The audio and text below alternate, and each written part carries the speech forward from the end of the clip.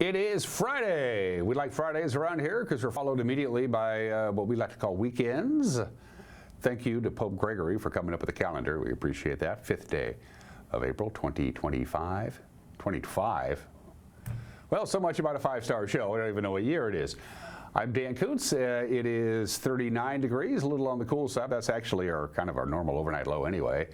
We didn't get very warm at all yesterday. We only got to 43. We had the rain, not a lot of rain, 4/100ths of an inch of rain, but enough to put a little bit of H2O in the rain gauge up at Payneborn. Felt like we got more than that, but that's all they got up there. And we only got to 43. That's 15 degrees below normal.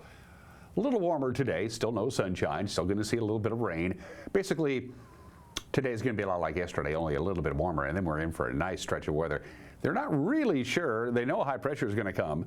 They don't know how long it's going to last or where it's going to center itself.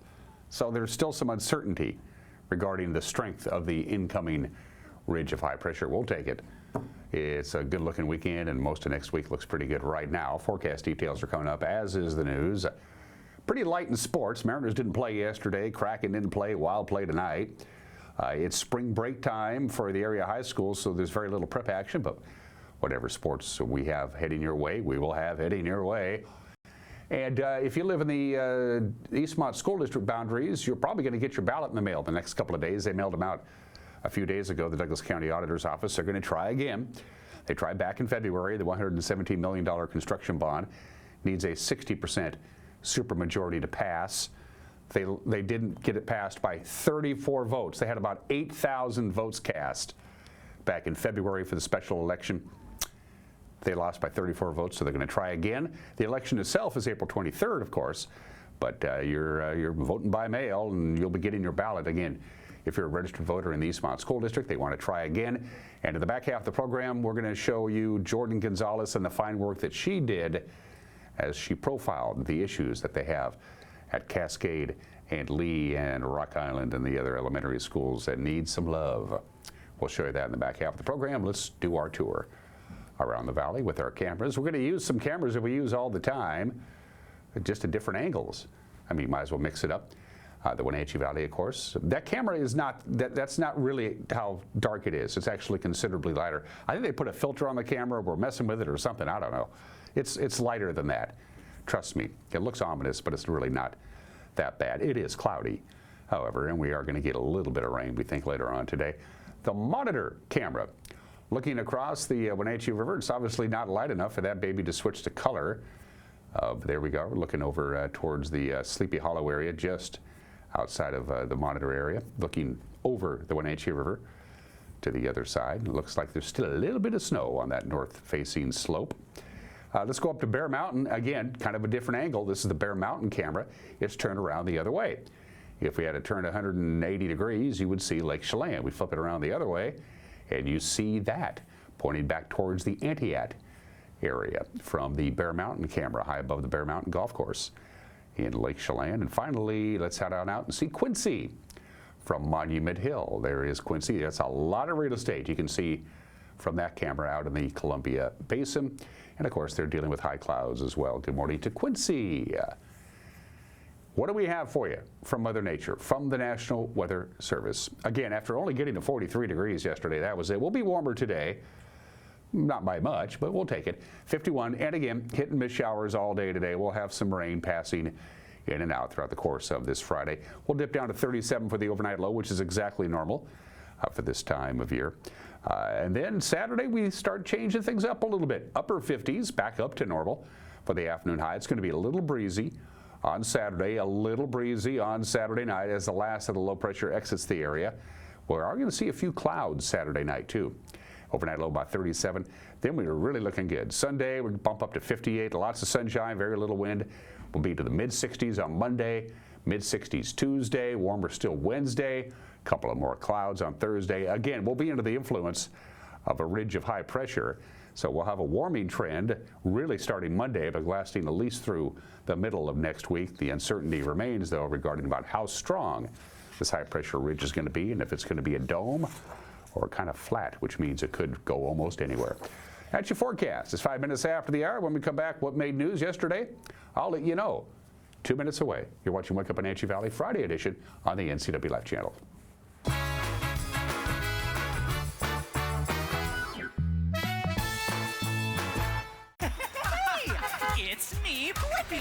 Blippi's back on stage with his brand new Wonderful World Tour. I'm an excavator. Sing, dance, and make new discoveries.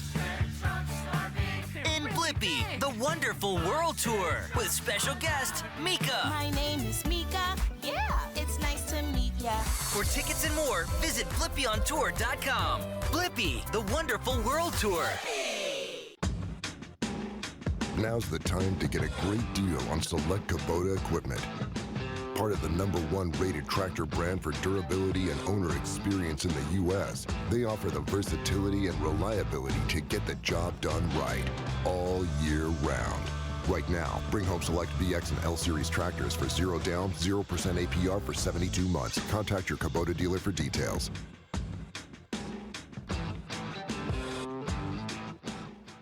Most of us are in touch with the internet in one way or another all day long. A fast, secure connection matters. It keeps us entertained, informed, and in touch. Locatel cares about your connection. We know strong, reliable internet with your choice of speed makes life better. If you need fast, reliable internet, or maybe an upgrade, or you just have questions, connect with us by visiting Locatel.com or call 509-888-8888 today. Water is essential to living. From clean drinking water for good health to clean water for your pool or spa. Central Washington Water, your water experts. With whole home water filtration systems for your home's best water. Products and supplies to keep your pool and spa water crystal clear. To a full parts department. Count on Central Washington Water for expert help. Shop screen to screen. Come in or call about a backyard consultation. Central Washington Water, your water care professionals.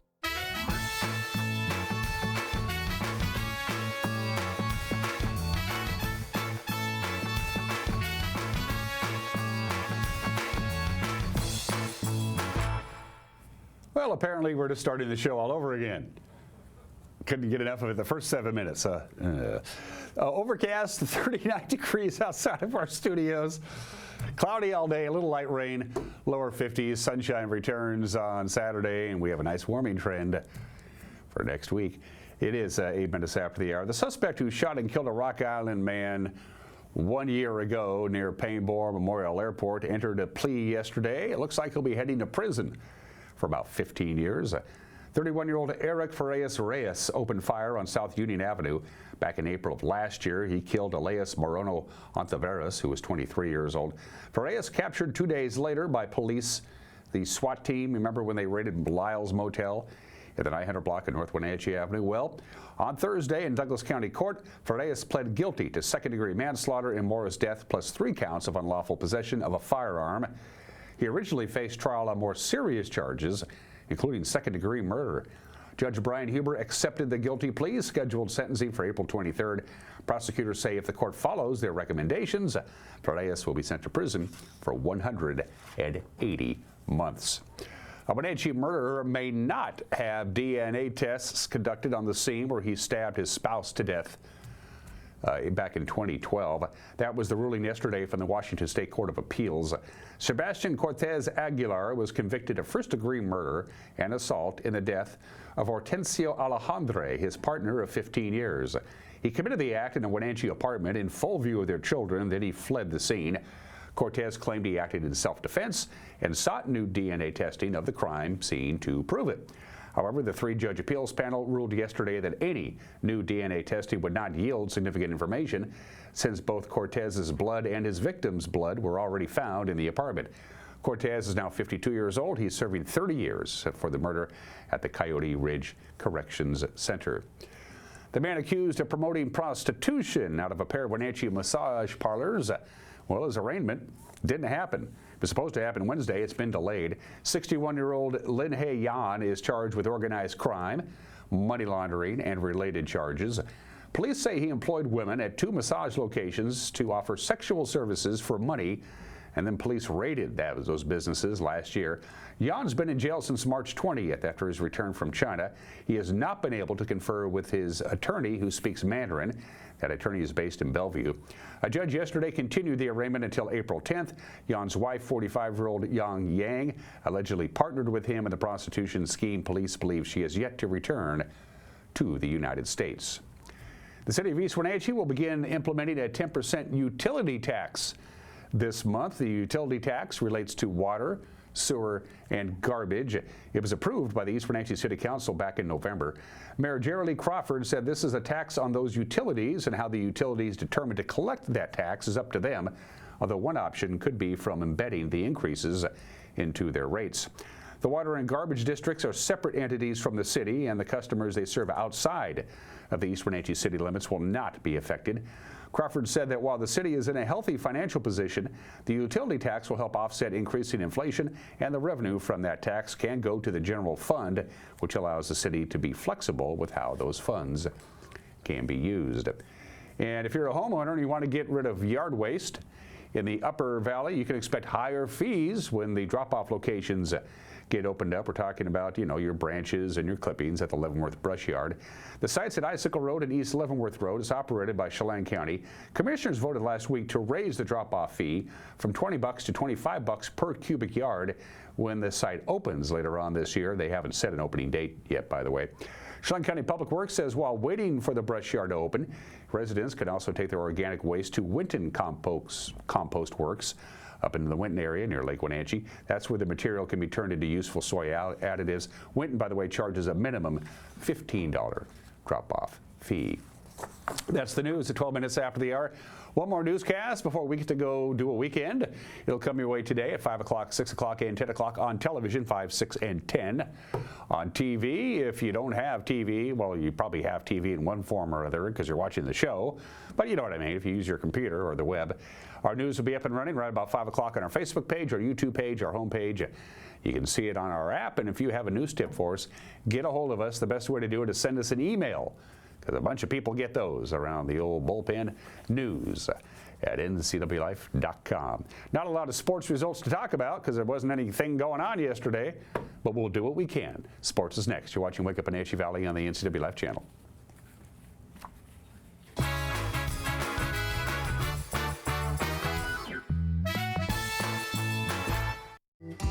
Your home runs on hot water. From the kitchen to the bath to the laundry. So Rheem offers a wide variety of water heaters, from traditional models to ones smart enough to tell you how much hot water is available. On second thought, perhaps the laundry can wait. Call After Hours Plumbing for all your water heating needs. The Wenatchee Valley. Here, most of us really enjoy the great outdoors, and most of us try to make the most of our natural resources. Here at Apple Valley Honda, we know that for generations, we have harnessed nature to sustainably power the West, and we are proud to be part of that tradition as an environmentally green dealership award winner. Being a green dealership means Apple Valley Honda has reduced our overall environmental impact. We are so proud to live in this wonderful community.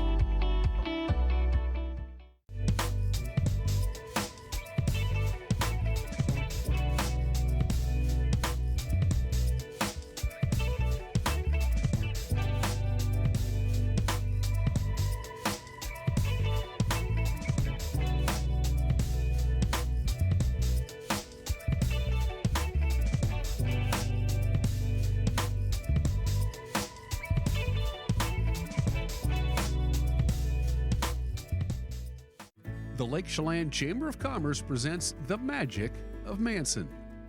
Spring is here at the Chelan Ridge Winery. Check out the all-new deck area, enjoy an amazing view, new vintage wines, and that down-home hospitality Chelan Ridge is famous for. Wine Girl Wines is already famous for wine, beer, and great entertainment. And now they have added craft cocktails to the list of food and drink, so pop on by our Manson location for some good old-fashioned fun.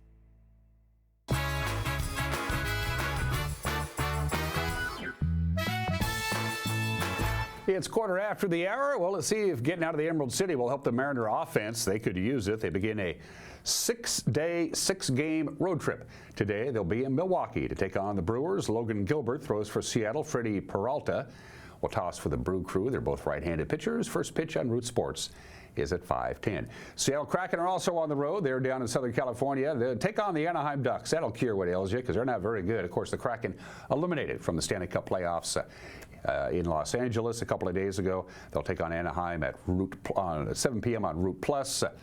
And we shall see what happens to Coach Dave Haxtell when the season runs its course. All right, it is the big basketball weekend. The ladies first today. It's number 1 South Carolina, undefeated South Carolina.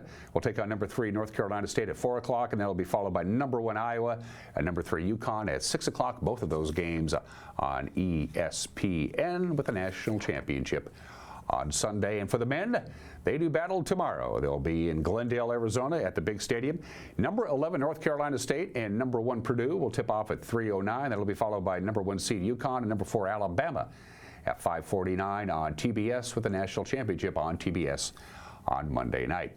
Well, the Wenatchee Wild, it's a win or your season ends scenario. It begins tonight. Their quest for a comeback. It's Game 5 of their series with the Kelowna Rockets. Kelowna has outscored the Wild 11-3 in their 3 straight wins. A Wild victory would force a Game 6. That would be Sunday afternoon in Kelowna, but they got to win tonight first. The puck drops tonight at 7 o'clock at the Town Toyota Center. Not a lot of prep action going on. It is spring break, but there are some games taking place tonight. Moses Lake will be at Lee Bofta Field at the Apple Bowl to take on the Wenatchee Panthers in boys soccer at 7 o'clock tonight. Eastmont travels down to West Valley to take on the Rams. That'll also be at 7 o'clock tonight in boys soccer. Tomorrow, it's Elma at Cascade. Needless to say, that's a non-leaguer. By the way, keep an eye on Cascade. They have a good soccer team this year. 11 a.m. there. Casimir will be in Manson, again a non-leaguer, at 11 a.m. And Omak will welcome Bridgeport to town at 1 o'clock on the pitch. Prep baseball schedule today, doubleheader. Eastmont will try and avenge their loss on Tuesday by taking on Moses Lake at Larson Field. Doubleheader, first pitch of the first game at 3 o'clock. And the Wenatchee Panthers host the Sunnyside Grizzlies at Historic Recreation Park. First pitch of the first game at 4 o'clock. A lot of baseball tomorrow. No excuse. Go out and see the boys play. Alfredo hosts a doubleheader against Othello. First pitch of the first game at 11 a.m. They're all at 11 a.m. as a matter of fact, and they're all doubleheaders. It's Royal at Quincy, Okanagan at Chelan. Columbia out of Burbank will take on Cascade, and Tenasket travels to Brewster. Girls fast pitch, again, pretty light schedule. Moses Lake welcomes Mount Si for a doubleheader. They'll get going at 4:30, and just a single game between Cashmere and Mount Baker at the middle school at 4 o'clock. And those are just some of the games that people are scheduled to play.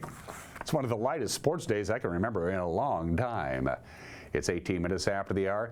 There are 7 obscure holidays I had a chance to choose from. I could have done First Contact Day. Apparently they have something to do with Star Trek. I don't know. I'm not a Trekkie, but if you're a Trekkie, it's First Contact Day. I don't know what that means.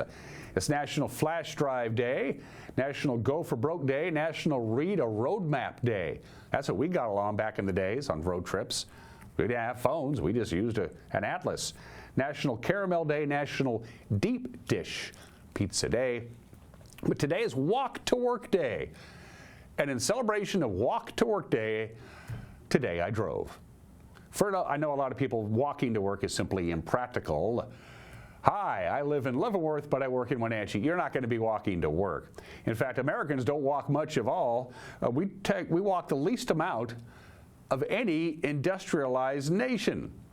That explains a lot. The average Australian will take 9,695 steps every day. The average Japanese takes 7,168 steps every day. The average Swiss takes almost 10,000 steps every day. The average American takes about 4,000 steps every day. That's it. It would take, on average, 1 hour and 43 minutes of continuous walking to burn off 1 Big Mac. Think about that. Amish men take about 19,000 steps a day. Amish women take about 14,000 steps a day. And again, the average American takes about 4,000 steps a day.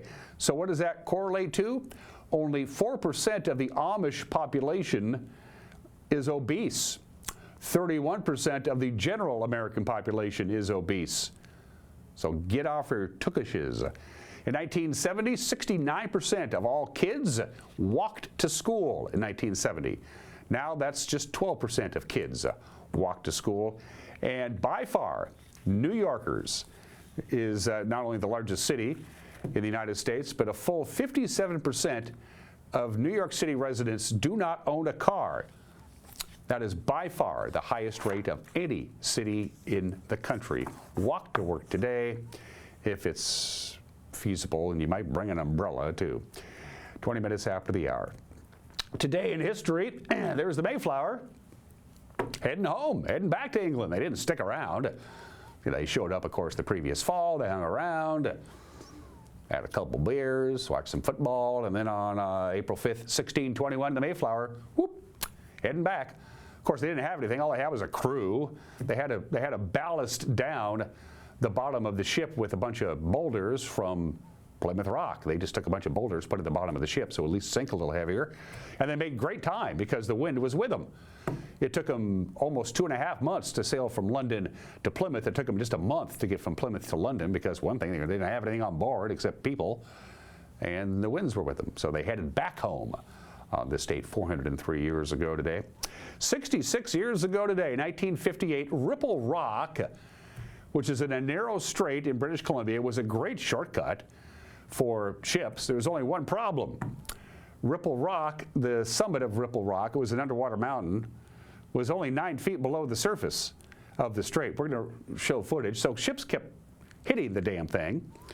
So, you know, when you're going through the Seymour Narrows in Canada, which they wanted to do because it was a huge shortcut, they kept running into Ripple Rock. There was actually 2 of them. The underwater mountain, they had 2 peaks. One of them, the summit was just 9, look at it there, just 9 feet below the water. And the other summit of Ripple Rock was just 21 feet below the surface in the Seymour Narrows of the Discovery Passage in British Columbia. And they got tired of ships wrecking. So on this date, in 1958, 66 years ago today, they blew it up. The largest non-nuclear controlled explosion at the time has since been surpassed. So they just blew the top off the mountain. Pretty cool, too. That's some pretty interesting footage. After they blew off the top of the summit of Ripple Rock, both summits, its 2 peaks are now 45 feet and 50 feet underwater, and now all the ships can go through the Seymour Narrows in the Discovery Passage and not go to the bottom of the sea. They just blew up the underwater mountain. Good thinking there. Boy, if you have the, well, I can't remember the name of the phobia about traveling over bridges, you're not going to travel over this baby. Look at that sucker. That's the Akashi Kakeo Bridge in Japan. It opened to traffic on this date in 1998, 26 years ago today. It has the largest central span of any suspension bridge in the world. You can see the central span. It is 1.25 miles long. That is a lot. That's a lot longer than, say, the Golden Gate Bridge. That is a long, long section between the 2 support towers. I'm not afraid of bridges. That one might freak me out a little bit. Let's do some celebrity birthdays. All 3 of them are deceased legendary actors. Spencer Tracy, born in the state in 1900, one of the major stars of Hollywood's golden age, nominated for Best Actor 9 times, which ties the record held with Sir Laurence Olivier. He won 2 of them, and he won them back-to-back years, as a matter of fact. The legendary Spencer Tracy, born in the state in 1900. Betty Davis, born in the state in 1908, the first female president of the Academy of Motion Picture Arts and Sciences, 2-time winner of the Academy Award for Best Actress, the first person to get 10 Academy Awards just for acting. That's a remarkable achievement. Betty Davis, born in the state in 1908, and the great Gregory Peck. Won the Oscar for To Kill a Mockingbird. He was nominated for a bunch of other Oscars as well. The legendary Gregory Peck, born in the state in 1916. Special thanks to our 3 super-duper awesome sponsors. Our platinum sponsor, they get to go first, is Alpine Air for heat and air. Call Alpine Air. I've said it before and I'll say it again. The heat's coming. Make sure your air conditioning works before it breaks down in July. Have Alpine Air. Take a look-see. Make sure you're good to go when the heat comes. Special thanks to our friends at Pool to Spa Services on Worthen Street in Wenatchee. You need pool chemicals? Because you got a pool, you got to put chemicals in it. They got those at Pool to Spa Services. And thanks to our friends at Prestige Senior Living at Colonial Vista. Mike Benatti's got an opinion coming up, and then a cool feature put together by our own Jordan Gonzalez. We think you should be an informed voter if you're in fact voting for the Eastmont School Bond. Your ballots will be in the mail. What you're voting on, We'll show you when we come back. You're watching Wake Up Wenatchee Valley on the NCW Life channel.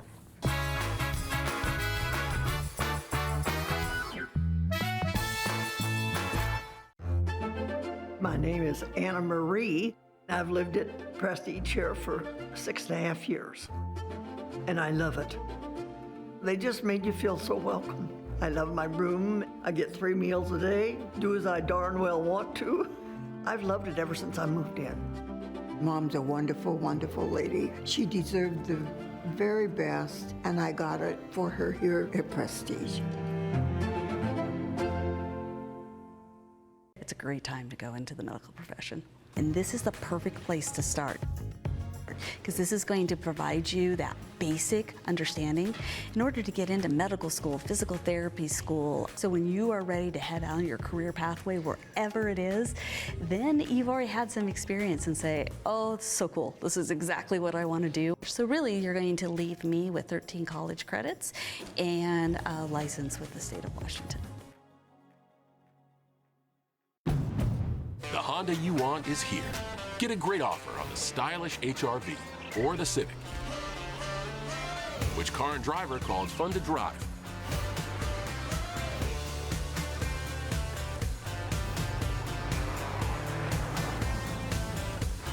There's never been a better time to drive in the moment with Honda. Buy online, reserve from select dealers, or hurry into your local Honda dealer today. Hey, welcome back to Save Mart. What can we help you find today? We're looking for a mattress. Oh, right this way. We got a large selection. We have this pillow top here. Oh, comfortable. We have more to choose from down here. Oh. I think I have the perfect one over here for you. I guess we'll take this one. You'll find it at Save Mart. Full service at a low, low price. Imagine a science project being done on the kitchen table. Feel the excitement on Christmas morning as the kids race down the stairs to form memories that cannot be erased. Listen for the laughter coming from the next room.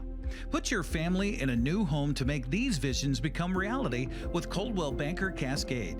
Use the Move meter entering 2 cities and see how a potential move scores based on the cost of living and other factors. Make your dream place a reality with Coldwell Banker Cascade today.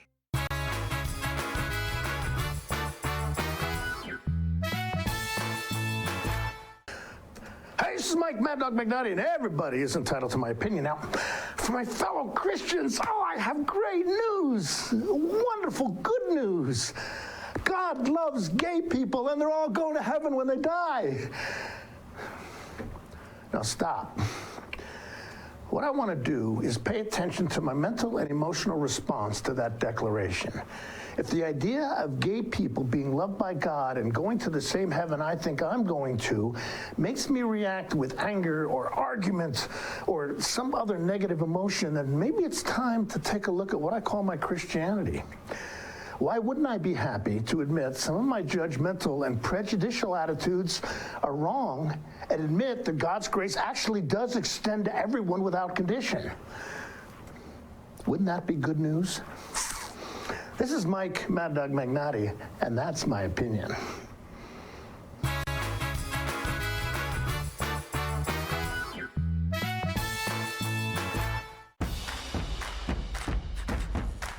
A ductless unit from Carrier can keep anyone comfortable.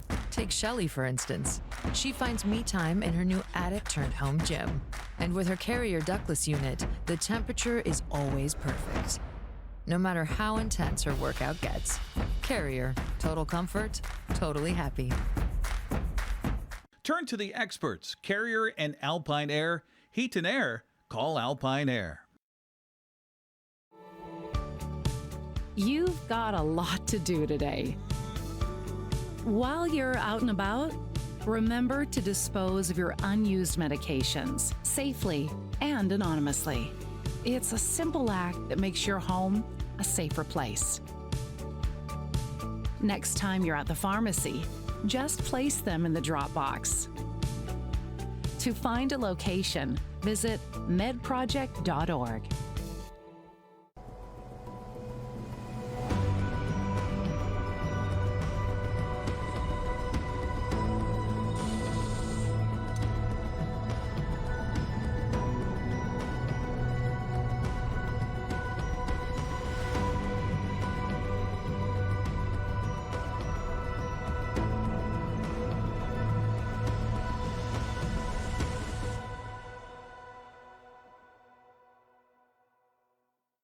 Get the tax break you deserve this week at Walker's Furniture, as they offer a double sales tax discount or no money down special financing for up to 5 years with no minimum purchase. There's no better time to freshen up your living room, dine in style, or get that bedroom set you've always wanted. Plus, get a double sales tax discount or up to 5 years special financing with no money down.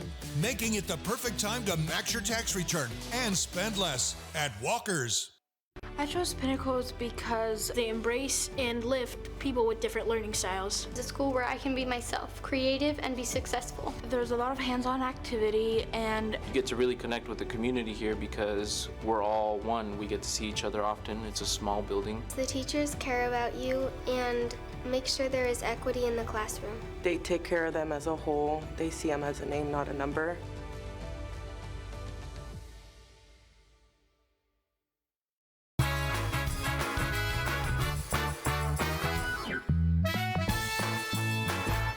On the night of the February 13th special election, a $117 million Eastmont school construction bond sat at 58.83% voter approval.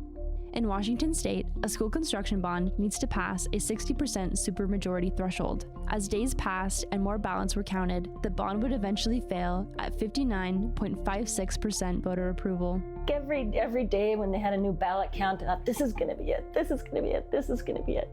And then when the rate of improvement slowed, it still improved, but it slowed. And then our experts were telling us to go get a good night's rest because it's likely not going to pass.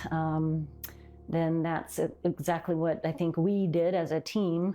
The bond aimed to modernize Cascade, Kenroy, and Lee elementary schools and construct a single point of entry and replace the roof and HVAC systems at Rock Island Elementary School. The bond would also upgrade safety, security, and accessibility at all schools around the district. The bond didn't officially fail until February 23rd. By then, the district already decided to give it another try to achieve the 60%. It became clear after the third ballot count a week before the results were certified that the bond may not have enough votes to pass. After learning the bond results were still under 60%, Superintendent Becky Berg was encouraged by her staff to consider running it again during the special election in April. By the end of that day, we had basically consulted with everyone we need to consult, our bond attorney, our finance people, our architects, everybody involved in this, and everyone was thinking, yes, April makes sense. So then, of course, it's a board decision. So then we called the board and told them what we were thinking of. You never want to waste taxpayer money for going through a process, an election process. So that would be one concern, to have the same outcome as the February ballot here in April. So that would be a concern. But I think we have some really good ideas in place on how to make that not happen, to make it cross the victory line. I think we're all very committed to improving the facilities here at the district, and so the fact that staff was so enthusiastic about that possibility, and that we were so close, obviously the board was unanimous in the decision to go ahead and put it back out on the April ballot. This is not the first time in recent years that the district has seen a bond fail.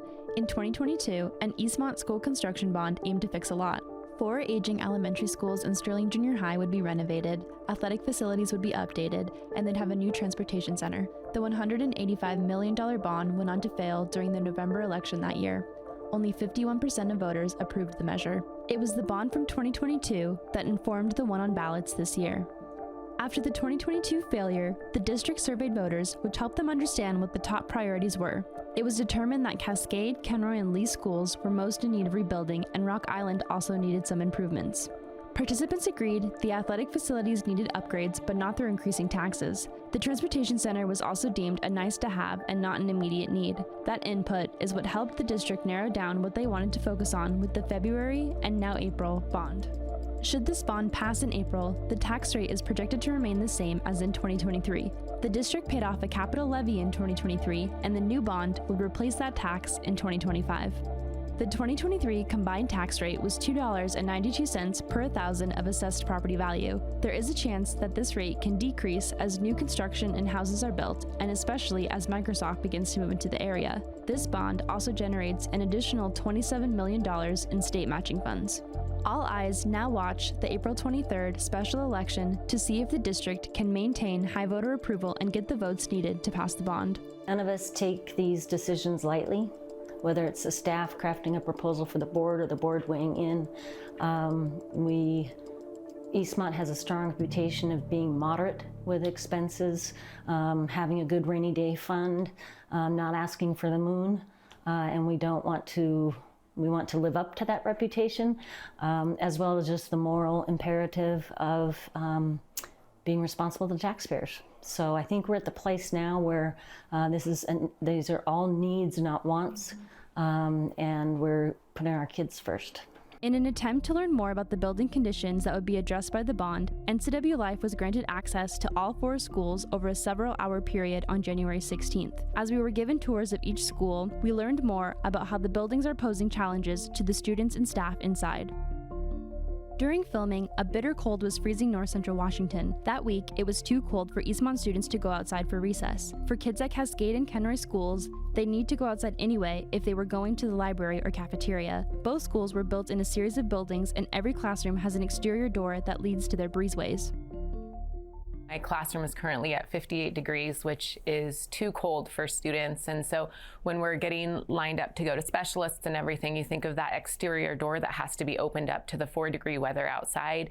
And that's just making it even colder. The kids are cold in class right now, and so we're bundled up and wearing our coats all day. But it'd be nice to be in a building where when it does get cold, the system can keep up and keep our kids warm. And then the same thing happens in the spring. It gets very hot in our classrooms, and again, that causes a challenge for learning and teaching. Classroom doors remain locked at all times. When students are coming and going throughout the day, it becomes a disruption to the class with a lot of up and down happening to let them back in. There are several doors in each class, and the teachers describe their uneasy feeling knowing there are so many entrances to the classrooms. We have lots of doors. So I have 1, 2, 3, 4 doors just in my classroom. And so to me, that's more of a safety thing. We have 2 glass doors that are exterior doors. And then our hallway door is also a glass door. So when we do drills or anything of that nature, we need to make sure all of them are locked up. And then we have to basically try to get out of the path of a glass door. So with recent times, you think about safety and where would we put the kids and how would we actually do it? Because when it was built, we didn't have to think about things like that. If someone were to get in one door, they have access to the entire pod. So when we do drills and things, we've had staff meeting after staff meeting trying to problem solve to keep kids safe. If it were real, what would we do? But all of the doors, if one is unlocked, then they gain access to the entire pod, which is unnerving. Additional challenges to the outdoor hallways include the uneven walkway, which poses extra challenges for students with physical disabilities. 2 years ago, I had 2 kids in wheelchairs. And when you think about just going to PE or to library or to lunch, they would go out, and it was really challenging to get the wheelchairs over any of it on a regular day, but then when it snowed, it would delay all of the time, at least 5 minutes for every single transition throughout the day. So that's a huge challenge for kiddos that have wheelchairs or crutches or anything, whether it's temporary or permanent. Cascade Principal Trevor Summers, who gave us a tour around the building, told us about how a student in a wheelchair was injured due to the conditions of the pavement. Like, we had huge cracks in between the cement and the asphalt here where their wheels got stuck, and we had one student fall and get injured. And so maintenance does a great job. They patch it, but it's just putting a Band-Aid on the problem. You know, the facilities are in an age where it's really hard to keep up and maintain it to make sure it's safe for all of our kids.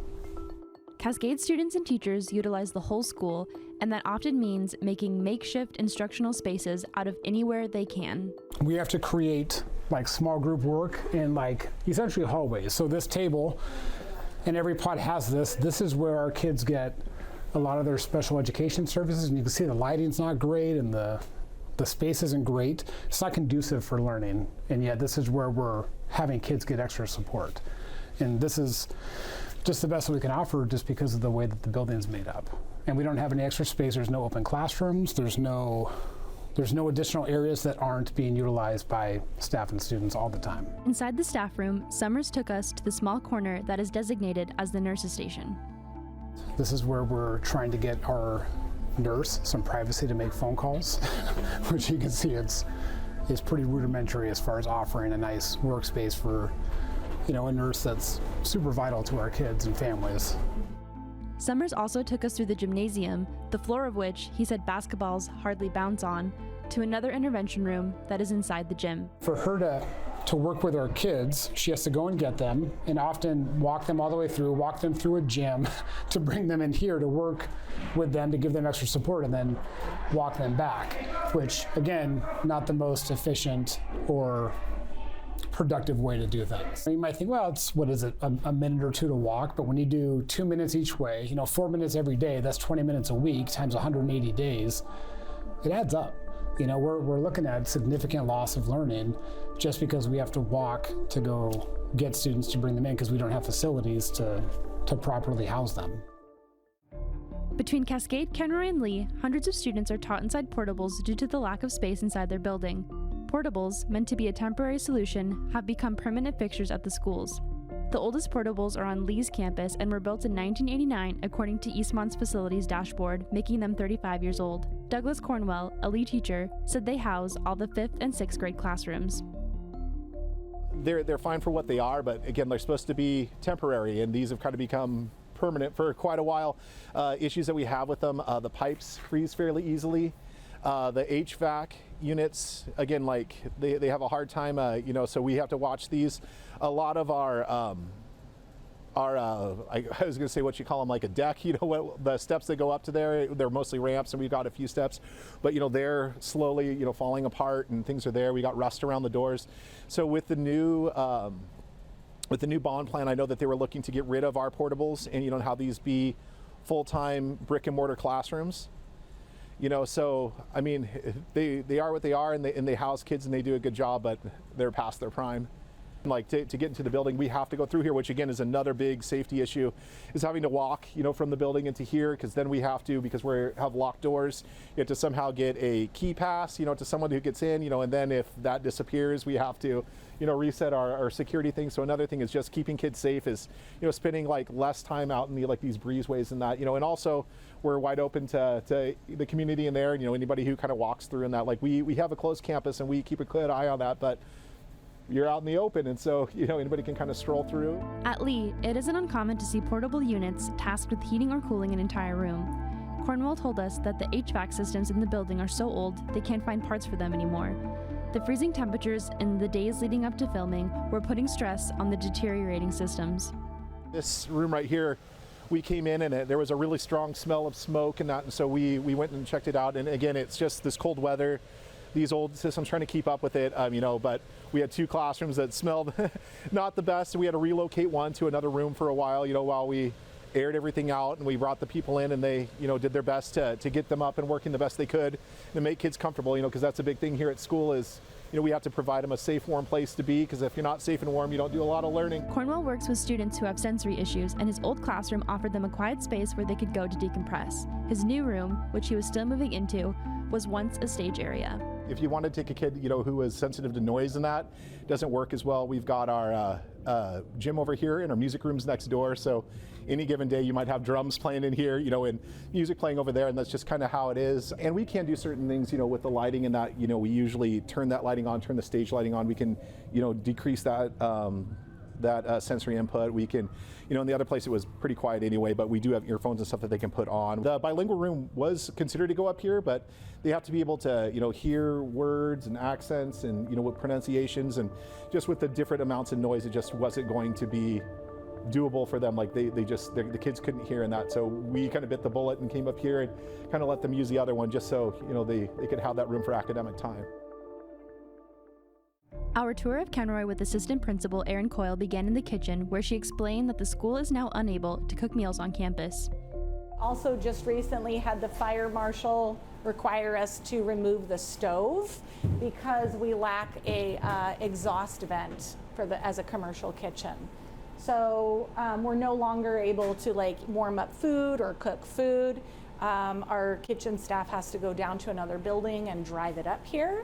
And they still manage to serve like how many meals a day, Selene? Right now we're at an average of about 330 meals a day. When we did have our oven though, what were we serving? About 100 more than that. About 100 more. So the fact that we're unable to like cook our food on site has really impacted our ability to get hot meals to kids. Same story for breakfast. Same story for breakfast. We do run breakfast after the bell here, so all kids are able to grab a hot meal and then they go to their classrooms and they sit down and get to eat. And how many breakfasts were we doing? That was like we were close to 400 right now. We are 400 a day. Close to 300. So we again dropped another 100. So the fact that we can't provide quality meals is, you can't learn when you're hungry. Outside, Coyle took us to where there is a fence of orange tape where a portable once stood. The portable, which was once used for intervention support, was damaged by a fire in April of last year. The floors of the breezeways are lined to help guide students, but the hallways are noticeably noisier due to the HVAC systems. I don't know why, but all of the vents, all of the HVAC vents, vent right out into the main breezeway. So it's incredibly loud when you're giving directions like to littles, like trying to walk. And they line the whole, I think they put them on the roof now, not in the hallway. Coyle wanted to demonstrate an exterior door for our camera, but she was unable to get into the classroom she was trying to unlock and told those inside to take another exit. The drill was called due to a burst pipe in another part of the building. A school official told NCW Life that it was just a fire suppression line that burst from the cold and caused no damage. This is Erin. Hannah's door is right here.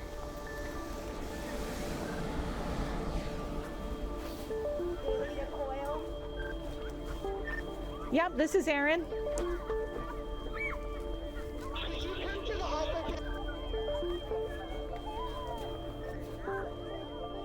Yes, we are having a fire drill right now. Okay. So.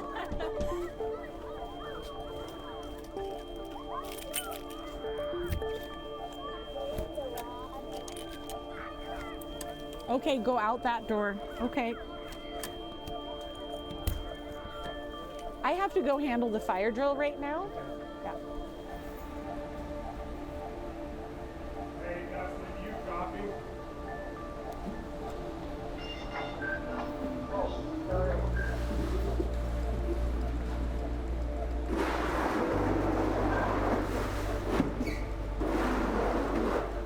When we were outside and you were trying to unlock the door, what was the situation there? You just couldn't access it, or is it just never accessible? Door, no, the door is usually, I don't know, it froze. It was, I don't know, the doors for some reason wasn't opening, so she had activated it a different way.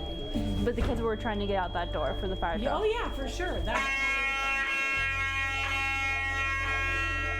After school, parents and bus drivers are affected by the building structures too. Eastmont Transportation Director Madeline Sones explained that at Lee and Kenroy, pickup has become a series of traffic jams due to buildings not being constructed for the influx of traffic they see every day. Parent pickup at Lee Elementary is an interesting affair every day. The issue with that particular property is that where parents go to pick up is part of a bus ramp, and where the buses come out of their ramp and the parents go in to pick up children intersect. This causes a pretty big holdup because the ramp is not large enough for very many parents to pull in off the roadway. So we've got parents out in the street blocking the road and blocking buses leaving, blocking other traffic along Baker, and that's a pretty main thoroughfare there. And you know, parents like to get there early to pick their kids up, so you've got a decent line of cars filling up this roadway and making it pretty impossible to traverse any direction around that school. So for Kenroy Elementary, it's been especially interesting the last couple of years because we have construction going on, which most people in the area have encountered at one point or another. That construction that's going on is for safe walking paths in and around our city, which is a fantastic improvement. But due to that construction, we've had to rearrange how we pick up and drop off at schools, both with our parents and with our transportation department buses. So what's happened at this point is we've had to relocate most of our parent pickup at that school to Kansas, North Kansas Avenue, which is on the east side of the property of Kenroy. Right now, in order to get all of the parents in there, they're lined up in rows of 2 cars at a time to do that. It also obstructs the newer bus ramp that is on that side of the property, so we're not able to use it. Our buses are currently using Jonathan, which is on the west side of that building, and that blocks a significant amount of that traffic through there because we're on an active roadway and not a bus ramp. So I don't see this problem decreasing. We're only going to have more students, more needs, and more people that we're trying to serve in our community. And the more people you have, the better your systems need to be to serve them all.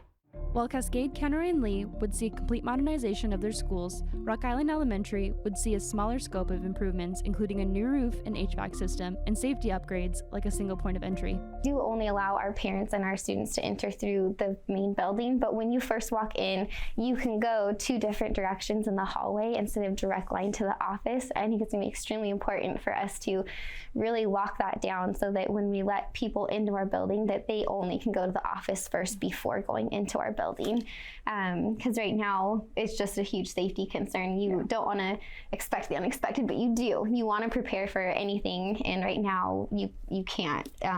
There's just they can come get buzzed in and then they can go any direction. So for me, that's a huge safety concern as a teacher and as a parent with kids in the school. Before safety measures required outside leading doors to remain shut during the school day, teachers at Rock Island would leave them open to get better air circulation. That was also sometimes how they would handle the odor of their drainage system. You can definitely smell that when you're going down the hall sometimes.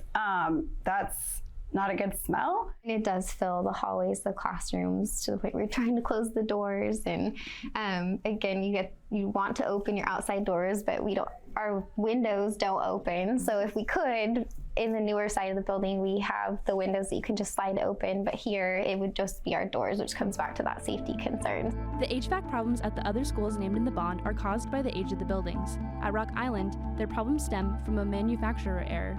There was a problem in the product design from the company, and now it's causing a lot of issues with our system. That's the reason why like my office, for instance, could be the coldest in the winter, hottest in the summer. But then you go to the classroom, same thing. Cold, you go to some of the even the newer classes or even the older ones, and they're just super cold sometimes in that morning. Summertime is hard because when they come back from the summer and we're in that fall area, but it's still hot out. The sun is directly on that side of the building, and what happens is that that's the hottest part of the day, and the teachers are getting all that heat. When the weather quality wasn't good outside and we were inside, we could still smell so much of that smoke inside. You could see a haze even just walking through the school. And so, that does a lot of it come back to our HVAC system and just not being able to filter that clean air. Especially surrounded by orchards. There's so many coming down, unfortunately, but there's a lot of burning happening in the fall and in the spring. Some of our classrooms, like I know there's over by the library, it really is enclosed. That smell is really strong, and it brings up allergies and whatnot for those kiddos, especially the kiddos with asthma. It's in here. The mounting problems caused by the building conditions are not keeping Eastmont staff down. Each tour guide offered their praises for the district's maintenance staff, who keep the buildings as in shape as they can. Grade classrooms didn't get heat. They're having issues with it. I know some of the bathrooms are completely frozen over. It feels like one of the bathrooms isn't getting the hot water.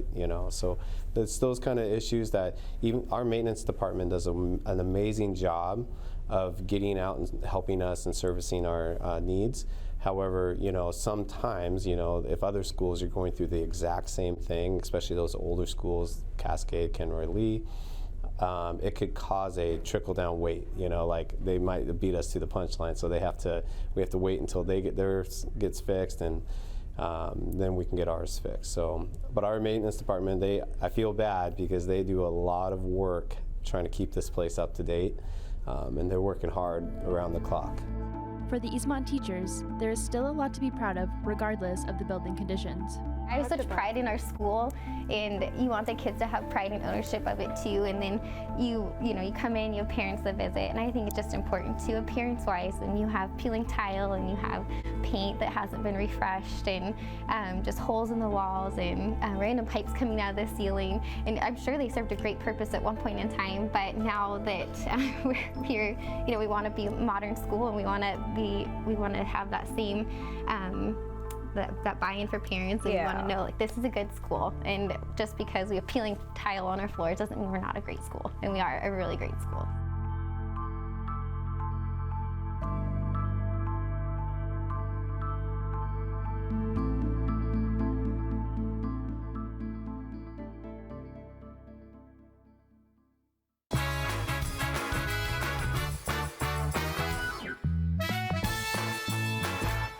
Global Car Care has the best customer service in the Valley. From the moment you walk in the door, their goal is to help you stay on the road, so you can keep doing what's important to you.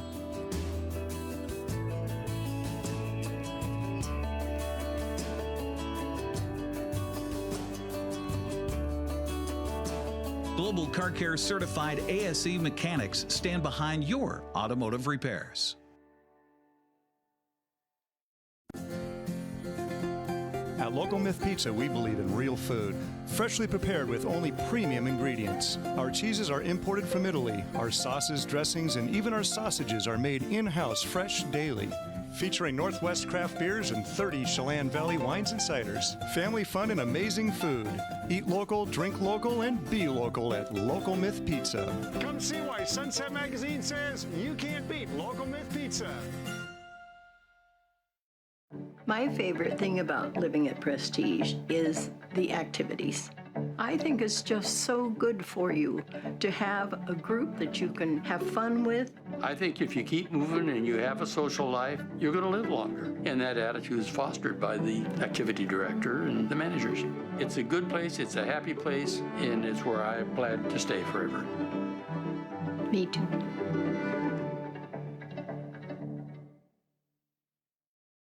Are you dealing with a pest or weed issue and you just don't know what to do?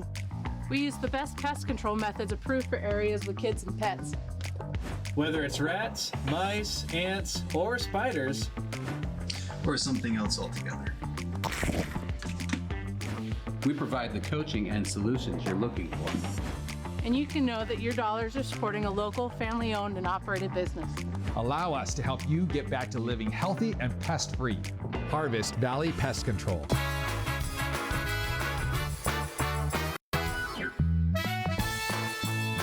All right, the weekend is almost here. That reminds me, don't forget, wherever you go this weekend, you can take us along. We're portable because we're streaming all the time. Just download our app or on your smartphone or whatever. If we have a streaming. We stream all the time. So whatever you see right now on television, or as we'd like to say in the business, TV, is streaming all the time. Go to ncwlife.com and just click on the live stream, and there you go. So wherever you go this weekend, you can take us along, and you might want to break out the little SPF 30 or so, because the sun will be back this weekend. From the National Weather Service, here's your forecast. Kind of like we saw yesterday. It was only 43. That was all we got to for the high temperature on Thursday. That was it. Well, we're going to be warmer than that today, and maybe a little drier. We didn't have too much rain yesterday, but there is some rain in the forecast, and a high of about 51 degrees, 37 for the overnight low tonight, under partly cloudy skies.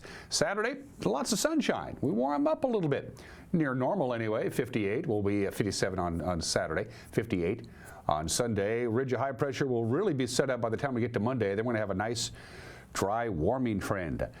Monday, Tuesday, Wednesday. Now, there is some uncertainty regarding how big this high-pressure ridge is going to be and where exactly it's going to center itself out. Those things we don't really know. Of course, also on Monday is the big eclipse, but it ain't going to happen here. We'll see a little sliver of the eclipse on Monday. Other places, of course, will get the total eclipse. But bad news for those folks in Texas.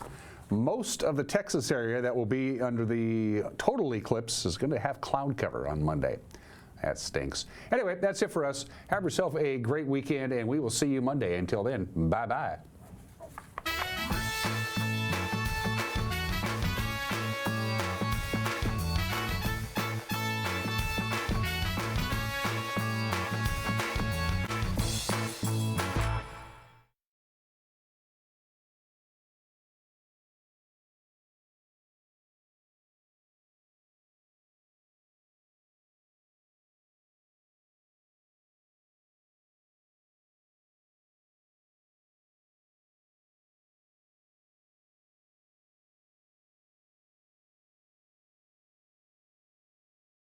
entrepreneurship, STEM education, and digital literacy, because we want to foster a community where technology thrives and everyone has access to the skills and devices and connectivity to live and work and play here. Today, we're diving into an important conversation about community well-being and how it relates to digital equity. Our esteemed guests today are with Thriving Together NCW, which is a community organization that works across an extensive network of partners to improve health and well-being of people and places in North Central Washington. John Chapman, who's the Executive Director